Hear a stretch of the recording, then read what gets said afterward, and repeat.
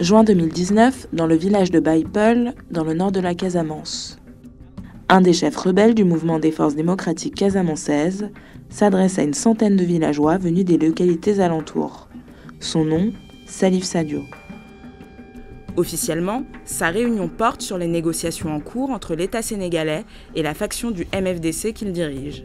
Mais très vite, le chef rebelle martèle que la Casamance doit obtenir son indépendance.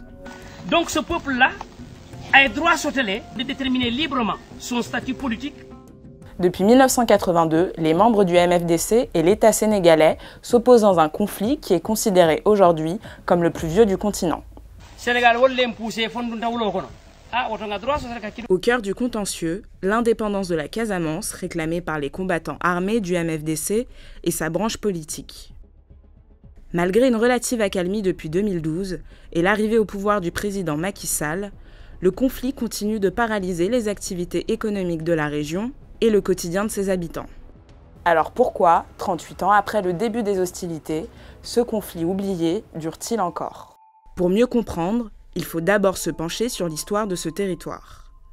La Casamance représente aujourd'hui 1/7 de la superficie totale du Sénégal, avec une population d'environ 1,5 million d'habitants. À l'origine, la Casamance est une création coloniale.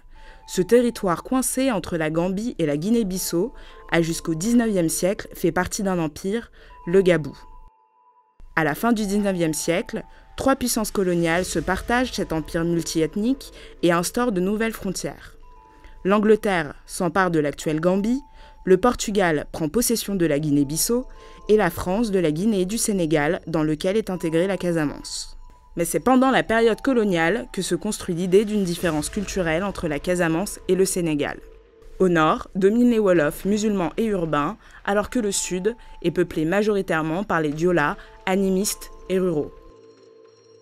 En 1960, quand le Sénégal accède à son indépendance, les hommes politiques casamançais ont déjà commencé à s'organiser politiquement pour intégrer le pouvoir central à Dakar. À l'époque, il n'est pas question d'indépendance, mais d'une meilleure représentation des intérêts du territoire au niveau national. La région est considérée à l'époque et aujourd'hui encore comme le grenier du Sénégal pour ses terres fertiles et ses cultures, mais elle est à la traîne au niveau économique. Déjà, à cause de son enclavement, le mauvais état des routes rend très difficile les déplacements, mais aussi en raison d'un manque d'infrastructures.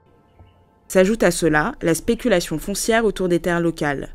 Une loi votée permet à des fonctionnaires et des nordistes de venir s'installer à des conditions avantageuses à Ziguinchor au détriment des locaux qui n'ont souvent pas de documents pour prouver leur droit de propriété. Toutes ces circonstances vont créer une immense frustration au sein de la population casamançaise. Elle a l'impression, au mieux, d'être marginalisée, au pire, d'être méprisée par Dakar. Dans ce contexte, le MFDC va évoluer vers un nouveau discours. L'indépendance comme solution au désarroi populaire. Ce discours sera incarné pendant plus de 25 ans par un curé, l'abbé Augustin Diamacoune Senghor. Depuis Paris, Mamadou Nkrumah Sané prend la tête de l'aile extérieure du mouvement. Mais le 26 décembre 1982 marque un tournant. Une manifestation rassemble près d'1 millier de personnes à Ziguinchor. Cette marche pacifique est violemment réprimée par l'armée sénégalaise, ce qui pousse le MFDC à choisir la lutte armée. Après une attaque meurtrière visant l'armée, une partie des leaders se retrouve emprisonnée. Le président Abdou Diouf choisit la force pour mettre fin aux volontés séparatistes. Mais cette stratégie est un échec.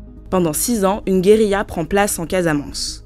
L'armée et les combattants s'affrontent aux abords des forêts casamançaises. Sidi Badji, un vétéran de l'armée française et sénégalaise, organise la branche armée du MFDC. C'est la naissance de l'Atika, le combattant en Diola. Le maquis compte alors 2000 jeunes volontaires. Au cours des années 90, plusieurs accords de cessez-le-feu sont signés entre le MFDC et l'État sénégalais. Mais ils seront tous violés un à un. Cette période est marquée par des ratissages réguliers de l'armée, l'installation des mines antipersonnelles et l'augmentation des crimes dans les villages de Basse-Casamance. Et en avril 1995, 2 couples de Français disparaissent sur la route entre Ziguinchor et la station balnéaire du Cap Skirring. Sous la pression de la France, Dakar envoie près d'1 millier de soldats pour les retrouver, en vain. Avec l'arrivée au pouvoir d'Abdoulaye Wade en 2000, l'État sénégalais change de stratégie. Sa méthode est simple, payer les rebelles pour avoir la paix. Conséquence, les rivalités entre ces groupes qui s'accusent d'être corrompus s'intensifient. Et un regain de violence s'observe dans la région autrefois très prisée des touristes. En 2004, un accord de paix est signé entre l'État du Sénégal et l'abbé Augustin Diamacoune Senghor. Mais dans les faits, il n'est pas suivi. Les braquages et pillages sur les routes de la Casamance se poursuivent. Au moment où je suis ici devant vous, je peux vous dire que la paix est proche. J'ai des contacts directs avec les grands chefs du maquis. En 2007, l'abbé Diamacoune meurt et le MFDC se déchire autour de sa succession. Aujourd'hui, 4 factions sont encore en activité. La situation profite au développement d'une économie de guerre en Casamance. Au nord, à la frontière sénégalo-gambienne, le trafic de chanvre indien, la contrebande et la coupe de bois permettent aux maquisards de subsister. Et au sud, à la frontière bissau-guinéenne, c'est le trafic d'anacarde qui domine.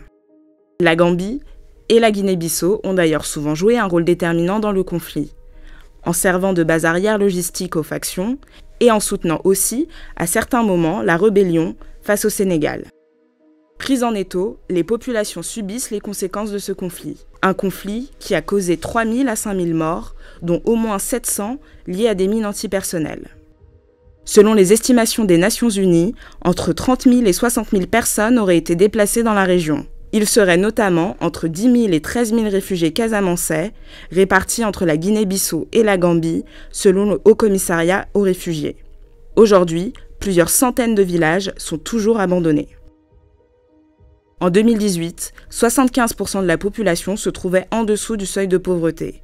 Une situation qui encourage un exode rural massif, notamment chez les jeunes qui émigrent vers Dakar ou illégalement en Europe.